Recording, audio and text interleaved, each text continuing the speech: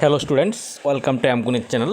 আমি তোমাদের সামনে আজকে 2023-24 সালের পঞ্চম শ্রেণীর হাফ ইয়ারলি এক্সামের বেঙ্গলি কোশ্চেনটি নিয়ে এসেছি। আমরা ইতিমধ্যে আমরা প্রিভিয়াস ইয়ারের কোশ্চেনগুলি আমরা অ্যামগুনিক চ্যানেলে তোমাদের সামনে তুলে ধরছি। তো আজকে আমরা পঞ্চম শ্রেণীর বেঙ্গলি কোশ্চেনটি নিয়ে আলোচনা করব। 2023-24 সালে যে হাফ ইয়ারলি কোশ্চেনটি এসেছিল, যে প্রিভিয়াস ইয়ারের কোশ্চেনগুলি তোমরা দেখে নিলে পরীক্ষা যেহেতু আর বেশি দিন নেই, এখন তোমরা প্রিভিয়াস ইয়ারের কোশ্চেনগুলি দেখে নিলে তোমরা পরীক্ষাতে অনেকটাই তোমাদের হেল্প হবে। তোমাদের কোশ্চেন প্যাটার্ন কীরকম হতে পারে এবং কী ধরনের কোশ্চেন পরীক্ষাতে আসতে পারে এবং কিছু কমন আসতে পারে এই ধরনের কোশ্চেন থেকে। তাই আমরা প্রিভিয়াস ইয়ারের কোশ্চেনগুলি তোমাদের সামনে তুলে ধরছি। যদি এ ধরনের ভিডিওগুলি তোমাদের ভালো লাগে, অবশ্যই চ্যানেলটিকে সাবস্ক্রাইব করে পাশে থাকবে এবং পাশে বেল আইকনটি ক্লিক করে রাখবে। পরবর্তী ভিডিও আপডেট করার সাথে সাথে যেন তোমাদের কাছে নোটিফিকেশন চলে যায়, এবং বেশি বেশি করে লাইক এবং শেয়ার করে দেবে। তো চলো শুরু করতে যাচ্ছি। আজকে আমরা হাফ ইয়ারলি এক্সামের 23-24 সালের যে বেঙ্গলি কোশ্চেনটি হয়েছিল, সেই বেঙ্গলি কোশ্চেনটি প্রথমে আমরা দেখতে পাচ্ছি। এখানে ক বিভাগের মধ্যে প্রথমে একটি অনুচ্ছেদ দেওয়া হয়েছে। ক বিভাগের মধ্যে মোট 30 নম্বরের কোশ্চেন করা হবে। প্রথমে অনুচ্ছেদ দেওয়া হয়েছে। অনুচ্ছেদের মধ্যে 2 মার্কসের 5টি কোশ্চেন আছে, 10 নম্বর করে, 10 নম্বর টোটাল। এখানে প্রথম অনুচ্ছেদটি যে দেওয়া হয়েছে, 8 বৎসরের মাহারা রোগা ছেলেটি জমির হাল ধরে একাকী চলেছে। মনে মনে সে ভাবছে এখন সে কোথায় যাবে, বাড়ি ফিরে যাবে। বাবা এবং দাদা দুজনই মাঠে গিয়েছে, তবে সে কোথায় যাবে। তবু চলছে আপন মনে, কি ভাবতে ভাবতে সেই জানে। সহসা তার মনে হলো একটি পাড়ায় তো অনেক দিন সে যায়নি। আর দেরি না করে সে পথে পা বাড়ালো। সে বিভিন্ন পাড়ায় যায় প্রায়শই। অনেকে তাকে ভালোবাসে, কেন যে ভালোবাসে তা সে জানে না। করুণাবশতও হতে পারে বা আন্তরিকভাবেও হতে পারে। আবার কেউ তাকে প্রচণ্ড মারধরও করে। মাঝে মাঝে সে নিজের মনকে প্রশ্ন করে কেনই বা তাকে ভালোবাসে আর কেনই বা তাকে মারধর করে। এর সদুত্তর সে খুঁজে পায় না। এ হলো আমাদের প্রথম প্যাসেজ, অর্থাৎ অনুচ্ছেদটি। এটার মধ্যে থেকে আমাদের 5টি কোশ্চেন দেওয়া হয়েছে, 2 মার্কসের 5টি কোশ্চেন। প্রথম কোশ্চেন, জমির হাল ধরে একাকী কে চলেছে। তো এখানে আনসারটি হলো 8 বৎসরের মাহারা ছেলেটি জমির হাল ধরে একাকী চলছে। এ হলো আমাদের প্রথম কোশ্চেনের আনসার। নেক্সট, ছেলেটির বয়স কত। এখানে প্রথমেই লেখা আছে ছেলেটির বয়স 8 বৎসর। নেক্সট, গ নম্বর প্রশ্ন, কারা মাঠে গিয়েছে। এখানে কারা মাঠে গিয়েছে, এখানে বাবা এবং দাদা দুইজনই মাঠে গিয়েছে।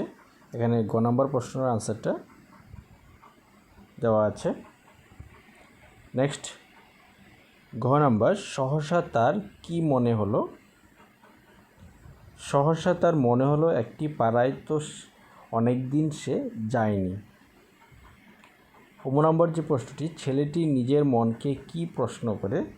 মাঝে মাঝে সে নিজের মনকে প্রশ্ন করে কেনই বা তাকে ভালোবাসে আর কেনই বা তাকে মারধর করে।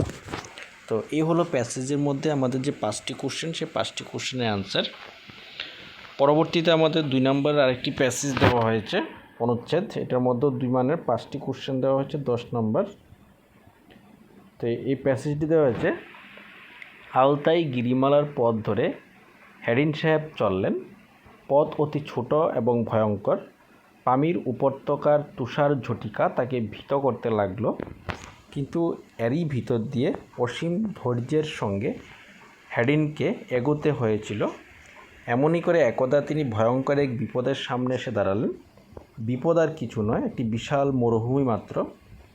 তোমরা সাহারা মরুভূমির নাম শুনেছ, রাজপুতানার মরুভূমির নাম শুনেছ, গোবি মরুপথের নাম শুনেছ, কিন্তু স্বয়ং হেডিন সাহেব এবং অনেকের মতে এই মরুভূমি পৃথিবীর সর্বাপেক্ষা ভয়ঙ্কর। এর নাম তাকলামাকান। সাহারার চেয়ে অনেক ছোট, কিন্তু ছোট হলেও ভয়ঙ্কর সাহারার চেয়ে অনেক বেশি। গোবি, সাহারা অথবা ভারতীয় মরুভূমিতে ওয়েসিস অর্থাৎ মরুদ্যান আছে, কিন্তু তাকলামাকানে কোথাও বিন্দুমাত্র আশ্রয় নেই, জল নেই, এমনকি একটি কাঁটালতাও নেই। তো এটার মধ্যে প্রথম যে কোশ্চেনটি দেওয়া হয়েছে, কে আলতাই গিরিমালার পথ ধরে চললেন। তো এখানে আলতাই গিরিমালার পথ ধরে হেডেন সাহেব চললেন। নেক্সট খ নম্বর প্রশ্ন, হেডেন সাহেব কিসে ভীত হলেন? পামির উপত্যকার তুষার জটিকা তাকে ভীত করতে লাগলো। তো হেডেন সাহেব পামির উপত্যকার তুষার জটিকা থেকে ভীত হতে লাগলো। নেক্সট গ নম্বর প্রশ্ন, আলোচ্য অংশে কোন কোন মরুভূমির কথা বলা হয়েছে? তো এখানে যে মরুভূমির কথাগুলি বলা হয়েছে, এখানে সাহারা মরুভূমি, রাজপুতানার মরুভূমি, গোবি মরুভূমি, এই তিনটি মরুভূমির কথা এখানে বলা হয়েছে। আরেকটি মরুভূমির কথা বলা হয়েছে এখানে হলো তাকলামাকান। এই চারটি মরুভূমির কথা বলা হয়েছে। সর্বাপেক্ষা ভয়ঙ্কর মরুভূমি কোনটি? তো এখানে সর্বাপেক্ষা ভয়ঙ্কর মরুভূমি যেটা হচ্ছে, এর নাম তাকলামাকান, যেটি সাহারার চেয়েও ছোটো মরুভূমি। আলোচ্য অংশে বিশাল শব্দটির বিপরীত অর্থ লেখো। বিশাল শব্দটির বিপরীত অর্থ হলো ছোট। বিশাল মানে অনেক বড় বোঝাচ্ছে, তাহলে ছোট হবে এর বিপরীত শব্দ। নেক্সট 3 নম্বর আরেকটি অনুচ্ছেদ দেওয়া হয়েছে।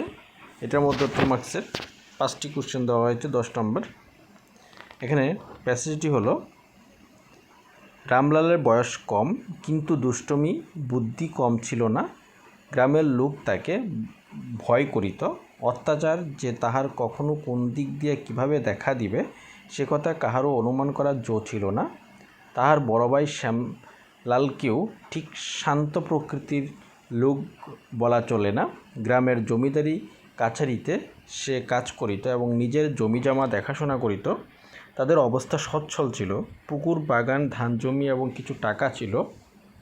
শ্যামলালের পত্নী নারায়ণী যেবার প্রথম ঘর করিতে আসেন, সে আজ 13 বৎসরের কথা। সে বছর রামের বিধবা জননীর মৃত্যু হয়। মৃত্যুকালে তিনি 2.5 বৎসরের শিশু রাম এবং এই সমস্ত সংসারটা তার 13 বৎসরের বালিকা পুত্রবধূ নারায়ণীর হাতে তুলিয়া দিয়ে যান। তাহলে এখানে প্রথম প্রশ্ন, গ্রামের লোক কাকে ভয় করিত? এখানে প্রথম প্রশ্নের আনসার, গ্রামের লোক রামলালকে ভয় করিত। নেক্সট খ নম্বর প্রশ্ন, রামলালের বড় ভাইয়ের নাম কি? এখানে রামলালের বড় ভাইয়ের নাম শ্যামলাল।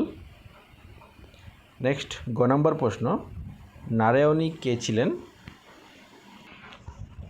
শ্যামলালের পত্নী ছিলেন নারায়ণী।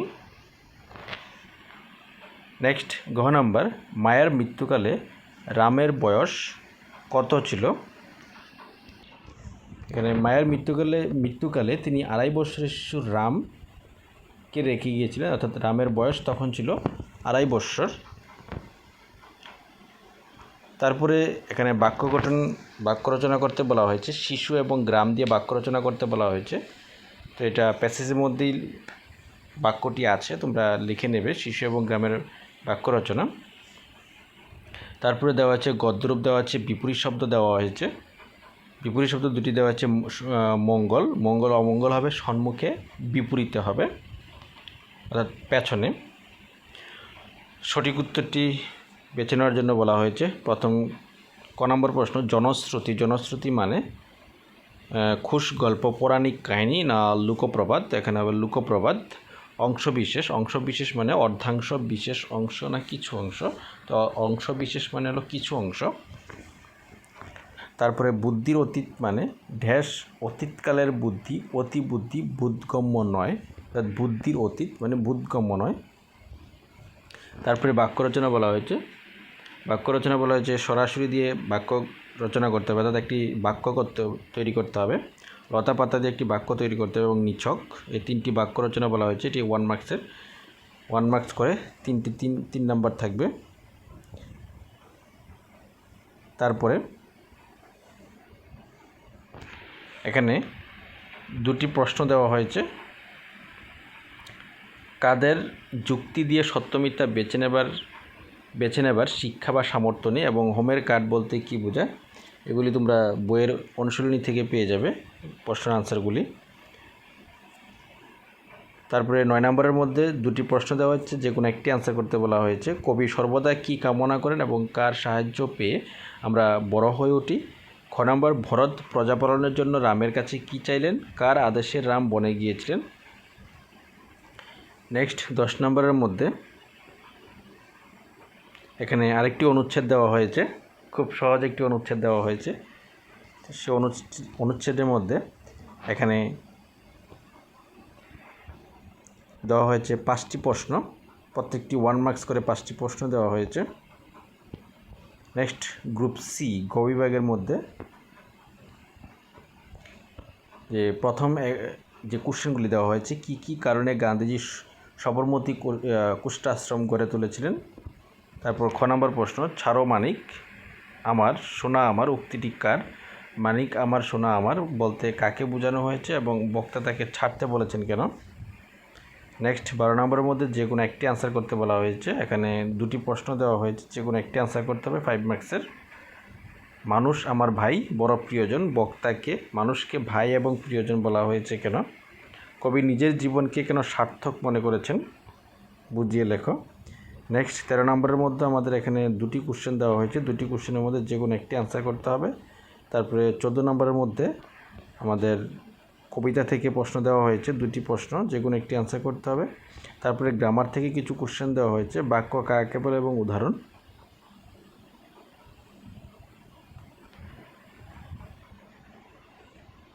তারপর দেওয়া হয়েছে জোড়াসাঁকোর যে বইটি দেওয়া আছে সে বইটি থেকে এখানে 3টি কোশ্চেন দেওয়া হয়েছে।